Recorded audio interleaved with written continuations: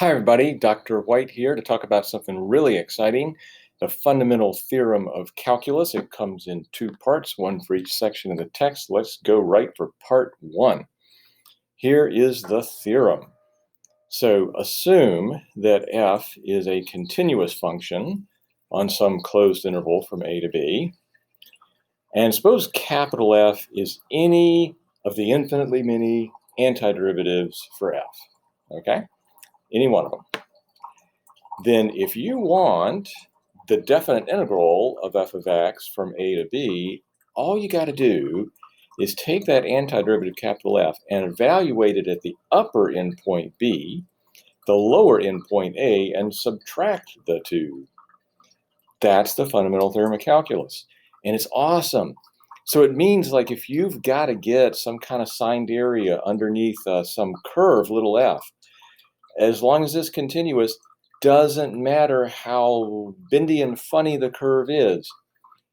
If it's continuous and you can find an antiderivative capital F, then it's really just a subtraction game instead of a limit of Riemann sums type of game. This is amazing. The proof is in the textbook. I think it's important enough to go ahead and take a look at it right now.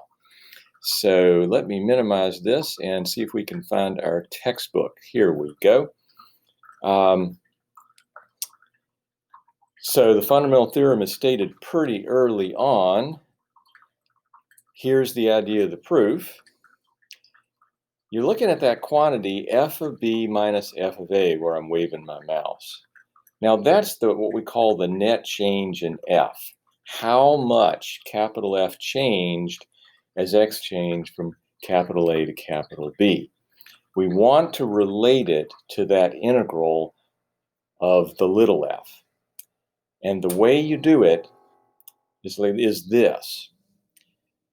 Take that interval from A to B, okay, and break it up into a large number of very small pieces, say capital N pieces. Let's call the A x0, and then we choose an x1 and an x2, all the way up to an xn minus 1, and then an x capital N that's going to be our b. So it's a partition, capital P. It's a partition. And the next thing we do is we break up f of b minus f of a here on the left as a sum of differences of capital F related to this partition. What we do is we very cleverly subtract a capital F xn minus 1 and add that capital F xn minus 1 back on. Subtract f xn minus 2, add it back on. Keep on doing that with f of all of the xi's till you're down to f of x2 minus f of x1 plus the f of x1 added back on. And then finally, you still have that minus f of a sitting around, and you don't do anything beyond that. So this long sum here, because of the cancellations, really just works out to f of b minus f of a. We call it a telescoping sum. The f of b and the f of a are far apart right now, but all the cancellation really just brings them back together to the f of b minus f of a you see on the left. Okay, well, what good is this? I mean, all we've really done so far is we've expressed f of b minus f of a as this sum here. Same thing, just written in summation notation.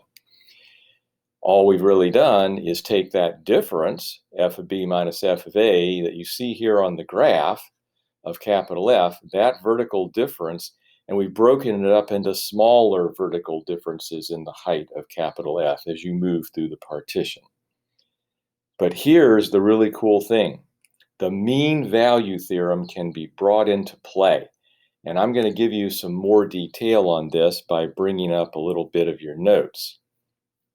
On the next page here, I want you to go to the x-axis and I want you to look at one of the little subintervals, maybe the one from xi minus 1 to xi.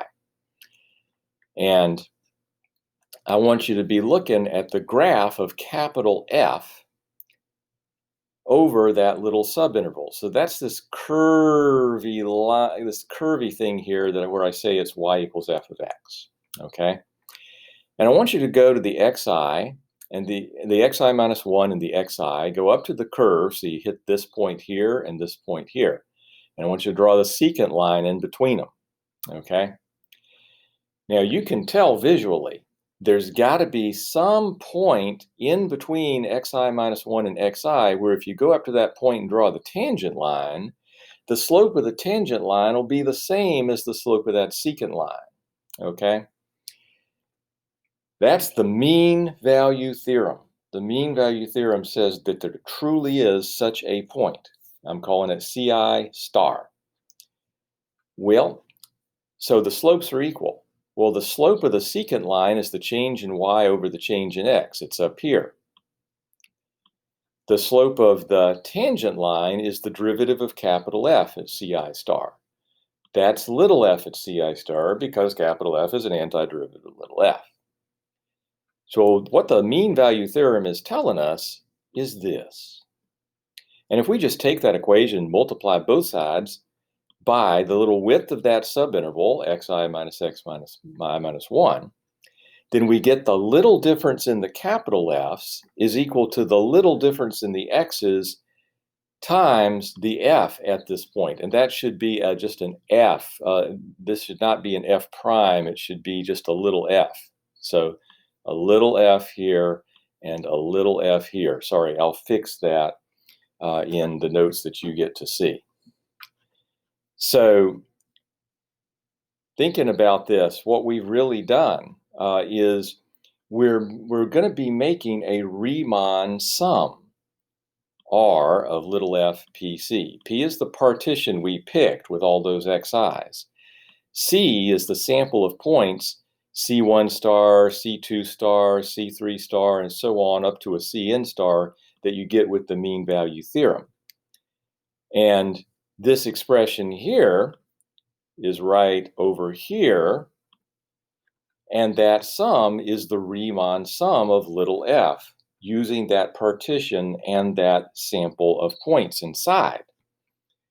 So we're going to be taking a look at this because this is just going to end up being the sum of these things. Back to the textbook.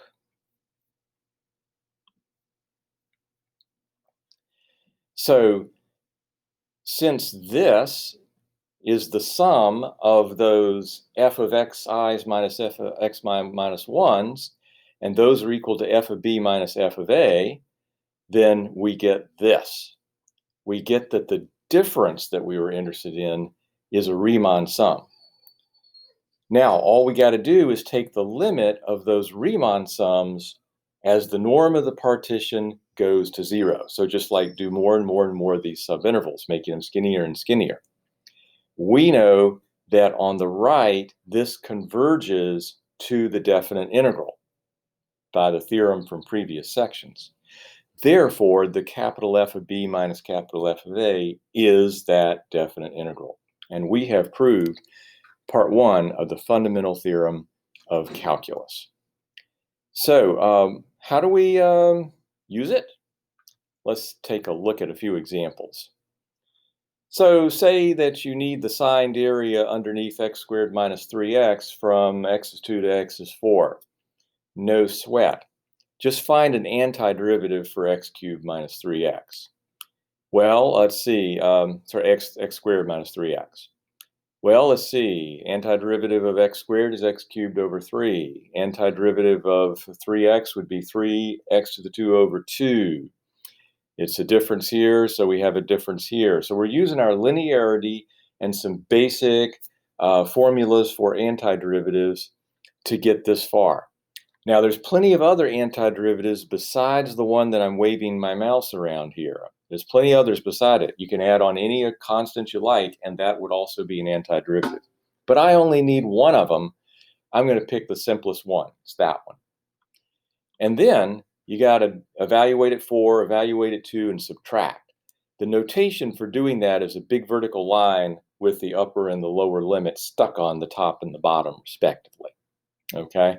And so this here means that you stick in 4 for x, stick in 2 for x, and subtract. So you could simplify that if you wanted, but that would be the signed area. Hey, we were interested in the integral from 0 to b of x squared, the integral from 0 to b of x cubed, things like that. What about the integral from 0 to b of x to the n? Let's say n is not equal to -1. What would it be? Well, we have an antiderivative rule that it's going to be x to the n plus 1 over n plus 1. Just evaluate between 0 and b. Plug in b and you get this. Plug in 0, you get nothing. So when you subtract, you're just left with this. And so it's the pattern that we suspected that we would find. How about another example?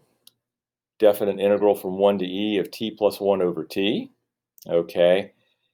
I don't have any nice integral rule about the quotient of two functions, so I need to break it up. How about t over t, which is 1 plus 1 over t? And then antiderivatives are easy to find. Antiderivative of 1 is t.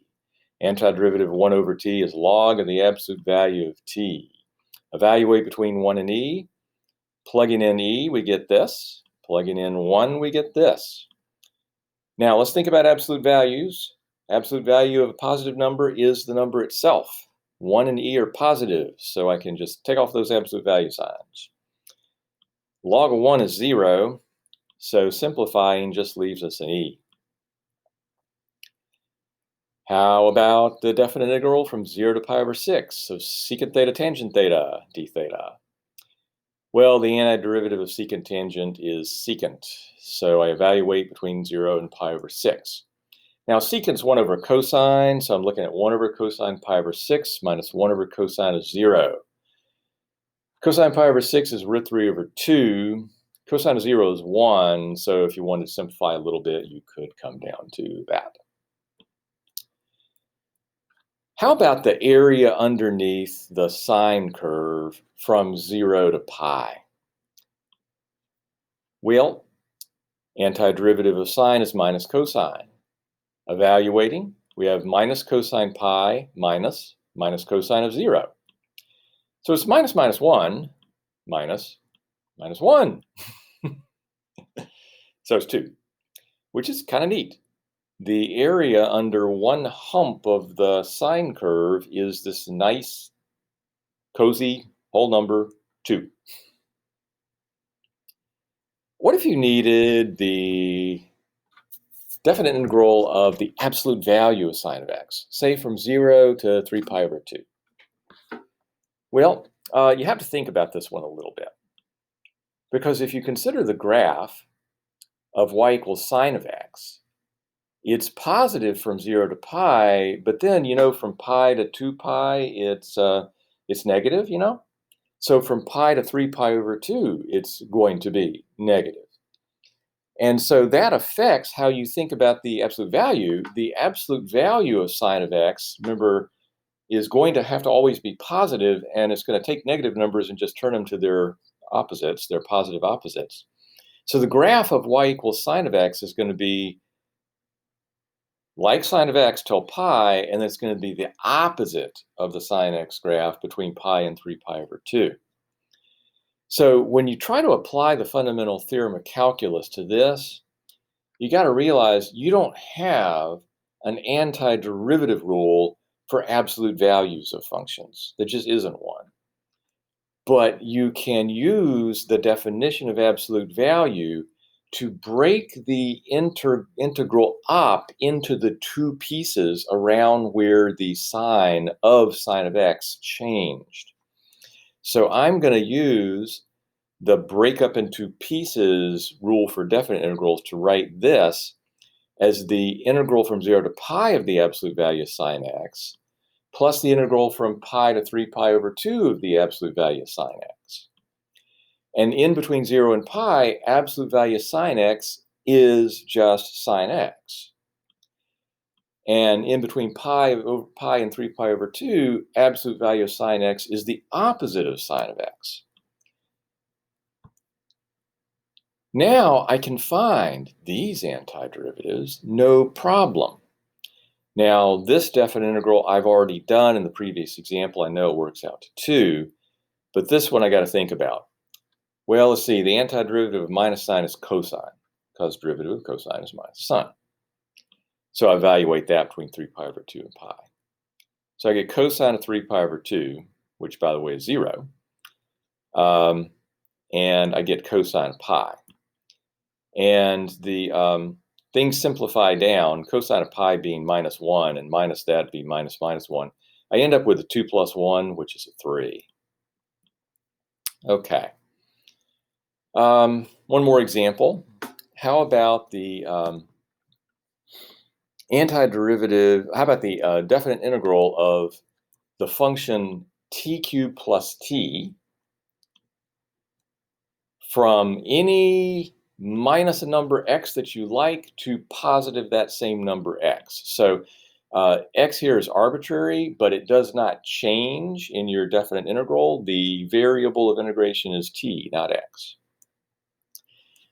Apply the fundamental theorem. Get the antiderivative of t cubed plus t. Go between minus x and x, so I plug in an x, I plug in a minus x, and I subtract. Now, if I raise the opposite of something to an even power, I come back with the something. So in two places, I apply that idea, and I see, wait a minute, everything canceled out. The signed area underneath this curve was 0. The positive area totally balanced the negative area, exactly. And so it might be interesting to take a closer look into this little f of t function, t cubed plus t. What's up with it? Well, notice it's what we call an odd function. Do you remember the definition of an odd function? An odd function is one where f of the opposite of the variable is the opposite of f of the variable. Let's check into this. F of the opposite of t is the opposite of t cubed plus the opposite of t. And minus t cubed is minus 1 times minus 1 times minus 1 is minus 1 of t cubed. And here we have a minus t.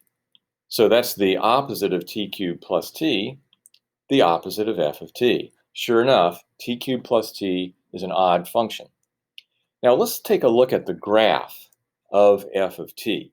So I'm just going to go to the almighty internet, if I can find it.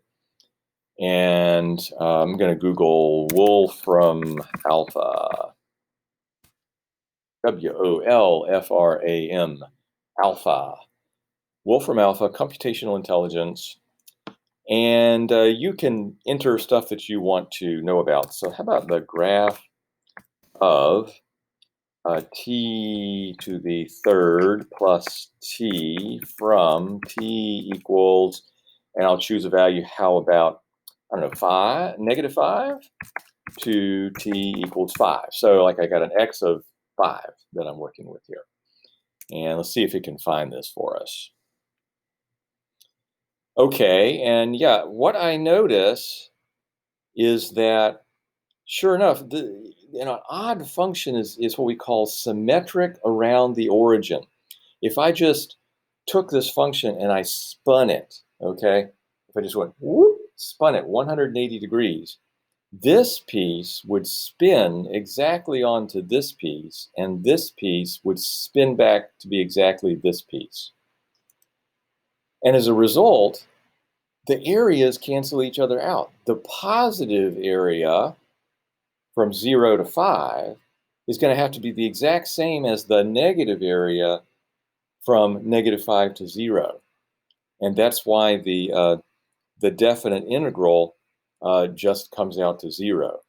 Here they're finding a different thing. They're finding the length of that arc. They're not doing the definite integral that we just did in the problem.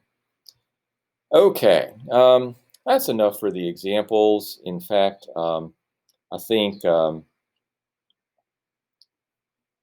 me see if I can get back to,